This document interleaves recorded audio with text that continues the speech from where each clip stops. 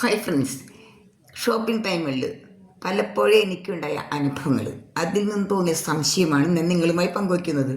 നിങ്ങളിൽ പലർക്കും ഈ അനുഭവം ഉണ്ടായിട്ടുണ്ടാകും. ചിലപ്പോഴെങ്കിലും സംശയവും തോന്നിയിട്ടുണ്ടാകും. അന്ന് എനിക്ക് പ്രതികരിക്കാൻ സാധിച്ചു. ഇന്ന് യൂട്യൂബ് വഴി പ്രതികരിക്കുകയാണ്. കുറേ കാലമായിട്ട് ഷോപ്പിങ്ങിനൊന്നും പോകാറില്ല. കഴിഞ്ഞ മാസം ഈ മാസവും അങ്ങനെ പോകേണ്ടി വന്നു. കഴിഞ്ഞ മാസം ഇതുപോലെ തന്നെ കടയിൽ സാധനങ്ങൾ വാങ്ങി തിരിച്ചു വന്നപ്പോൾ വീട്ടിൽ പൈസ കുറവുണ്ടായിരുന്നു. ഞാൻ കടയിൽ ചോദിച്ചപ്പോൾ അവരത് നിഷേധിക്കുകയാണ് ചെയ്തത്. ശേഷം അപ്പം ഞാൻ എപ്പോഴും ഓർക്കാറുണ്ട്, എന്തുകൊണ്ടാണ് ഇങ്ങനെ സംഭവിക്കുന്നത് പറയാൻ. ഒരിക്കൽ വീട്ടിൽ പറയും, ഈ മാസം ഒരേ ദിവസം 2 പ്രാവശ്യമാണ് സംഭവിച്ചത്. കടയിൽ നിന്നും സാധനങ്ങളൊക്കെ വാങ്ങി ഞങ്ങൾ ഒരു സ്ഥലത്ത് പോയി തിരിച്ചു വരുന്ന വഴി കടയിൽ കയറിയത് ഞാനാണ്. ഒരു 60 രൂപയുടെ സാധനം വാങ്ങിയുള്ളൂ. അപ്പോൾ ഇത് ചില്ലറ ഇല്ലാത്തതുകൊണ്ട് 500 നോട്ടാണ് കൊടുത്തത്. 500 രൂപയ്ക്ക് കടക്കാരൻ തിരിച്ചെന്നത് 340 രൂപ. ഞാനപ്പോൾ തന്നെ പറഞ്ഞു, നിങ്ങൾ എനിക്ക് പൈസ കുറച്ച് തന്നെ. വേഗം അയാൾ എത്രയാണ് ചോദിക്കാതെ എനിക്ക് 100 രൂപ തിരിച്ചു തന്നു. അബദ്ധം പറ്റി എന്ന് പറഞ്ഞു. ഞാൻ മനസ്സിലോർത്തു, എന്തുകൊണ്ട് അബദ്ധം പറ്റി? നമുക്ക് ഒരു 10 രൂപ പോലെ ഇന്ന് വരെ ആരും കൂടുതൽ തന്നിട്ടില്ല. ഇന്ന് പലവട്ടം ഇതുപോലെ കുറച്ച് തന്നിട്ടുണ്ട്, അബദ്ധം പറ്റിയെന്ന് പറഞ്ഞിട്ടുണ്ട്.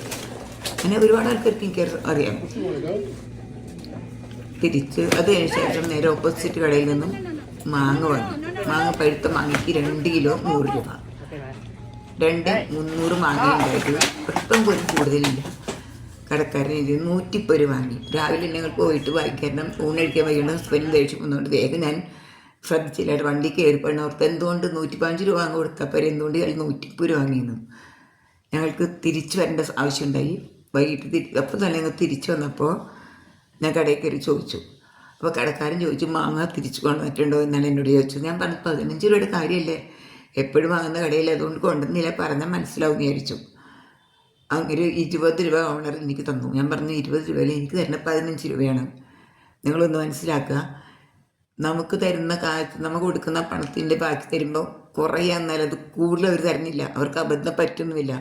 ഇത് അബദ്ധമോ അതോ തട്ടിപ്പോ? അതാണ് എനിക്കറിയേണ്ടത്. ആർക്കെങ്കിലൊക്കെ സംഭവിച്ചിട്ടുണ്ടെങ്കിൽ ഒന്ന് കമൻറ്റ് ചെയ്യാൻ ശ്രമിക്കണം.